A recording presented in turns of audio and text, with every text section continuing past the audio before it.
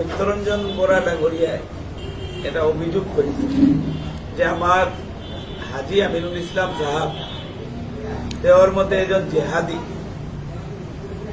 এই অভিযোগের আজি সিদ্ধান্ত হয়েছে হবার যে সত্যরঞ্জন বরা ডাঙরিয়ার উপরত এই মন্তব্য করার কারণে এজন দেশপ্রেমী তিনিবারের বিধায়ক বিধানসভার সদস্য এনেকুৱা জেহাদি বলি আখ্যা দেওয়াৰ কাৰণে এই জনমানুষে ভাৱমূৰ্তি দি যেনেকুৱা ডেমেজ কৰাৰ চেষ্টা কৰিছে বা অপচেষ্টাই ক'ব পাৰো কৰিছে বা দলৰ ভাৱমূৰ্তি বিনষ্ট কৰিছে। তাৰ কাৰণে আমি আমাৰ দলীয় সিদ্ধান্ত যে আমাৰ দলৰ এই লোকসভাৰ ইনচাৰ্জ চম্পক কলিতা ডাঙৰীয়া, আমাৰ সভাপতি এডভোকেট সাহেব, আমাৰ সিদ্দিক আলী সাহেব সকলে মিলি এজাহাৰ দাখিল কৰিব আমাৰ সত্যৰঞ্জন বৰা ডাঙৰিয়া। আৰু আমি আৰক্ষী ইলেকশন কমিশনক এই কমপ্লেইনটো দিম। এটা থানাত এফআইআৰ হব, এটা ইলেকশন কমিশনক দিয়া হব। আমি ইলেকশন কমিশন আৰু প্ৰশাসনক পুলিচ প্ৰশাসনক অনুৰোধ কৰি আছো অতি সোনকালে এই মানুহজনক গ্ৰেপ্তাৰ কৰিব লাগে, আৰু যাতে এই কেইদিন ইলেকশনত তেওঁ সাম্প্ৰদায়িক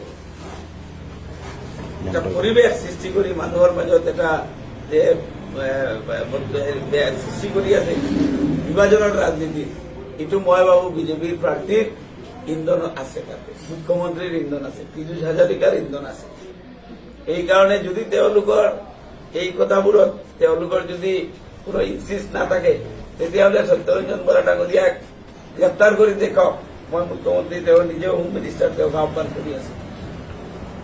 1 নম্বৰ ইস্যু। 2 নম্বৰ হল আমি আজি যোৱা 5 বছৰৰ বিধায়ক প্ৰদ্যুৎ বৰদলৈ ডাঙৰীয়াক আহ্বান কৰি আছো সাংসদ। তেতিয়া আজিৰ ডেটতো তেওঁ এমপি হৈ আছে। তেওঁৰ এমপিএলএডি যোৱা 5 বছৰত যি কাম কাজ কৰিছে মই তেওঁক চেলেঞ্জ কৰি আছো। যদি তেওঁৰ ন্যূনতম দায়িত্ববোধ আছে তেতিয়াহ'লে তেওঁৰ সংসদ পুঁজিত এমপিএলএডিৰ কি কাম কৰিছে তাৰ তালিকাখন ৰাজহুৱা কৰিব লাগে অতি সোনকালে। নগাঁৱৰ ৰাইজে এইটো জানিব বিচাৰে কি স্কিম দিছে, তেওঁলোকৰ অধিকাৰ আছে, তেওঁলোকে ভোট দিছে। আৰু এটা কথা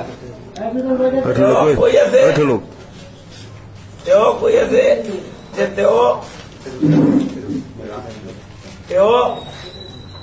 চাকৰি দিছে কেইবা হাজাৰ চাকৰি তেওঁ দিছে। তাত আমাৰ কোনো আপত্তি নাই।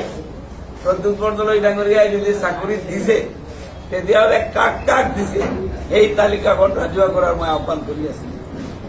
তৃতীয়ত আমাৰ শফিকুৰ ভাই যেতিয়া পুলিশে থানাৰ ভিতৰত হত্যা কৰিছিল, বটদ্ৰৱা থানাৰ ভিতৰত, তেতিয়া আমার প্রদ্যুৎ বরদলৈ ডাঙরিয়ায় এই অন্যায় এই হত্যার বিরুদ্ধে কিবা প্রতিবাদ করেছিল?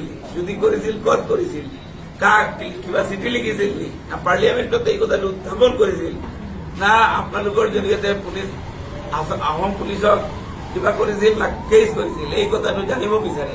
কাৰণ যোৱা পাৰ্লিয়ামেন্ট ইলেকশ্যনত নগাঁৱৰ সংখ্যালঘু ৰাইজে এই মিয়া মানুহখিনিয়ে 99.99% ভোট তেওঁক দি 10,000 ভোটত তেওঁ জিকিছিল। এই মানুহখিনিৰ ভোটত যোৱা 5 বছৰ উচ্ছেদৰ টাইমত তেওঁ ক'ত আছিল? এই মানুহখিনিৰ ওচৰত আছিল।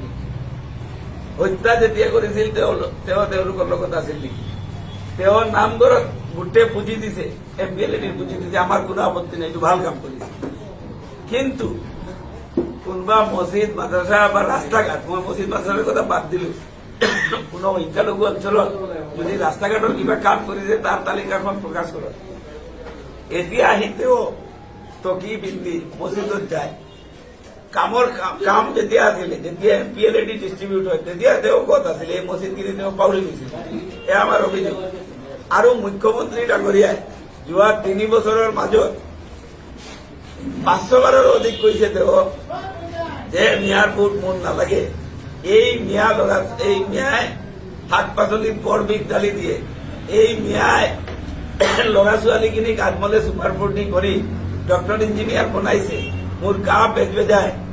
ইয়াতে তেওঁ মাদ্ৰাছা ভাঙিছে, ইয়াৰ আলিমক তেওঁ এৰেষ্ট কৰিছে। এভিডেন্স আজিলৈকে নাই। মই অভিযোগ কৰি আছো এই সাম্প্ৰদায়িক মুখ্যমন্ত্ৰী আজি তেওঁৰ প্ৰাৰ্থী টকি পিন্ধি মছজিদত কিহৰ প্ৰাৰ্থত যায় তেওঁৰ 3 বছৰৰ কথাখিনি আমাৰ ৰাইজে এদিনৰ কাৰণে পাহৰি যোৱা নাই মুখ্যমন্ত্ৰীয়ে ভোটৰ লগত নিয়াৰ ভোট নালাগে আজি তেওঁৰ লাজ নাই নেকি লীলাজৰ নিচানা তেওঁৰ প্ৰাৰ্থী আজি গৈ নিয়াৰ দুৱাৰে দুৱাৰে ঘূৰি আছে তেওঁ গম পাব লাগে তেওঁৰ পুৰণা কথাখিনি উত্তৰ কৰিব লাগে যদি মিয়াৰ ওচৰত ভোট বিচাৰিব লাগে মুখ্যমন্ত্ৰী ৰাজহুৱাকে মিয়াৰ ওচৰত ক্ষমা বিচাৰিব লাগে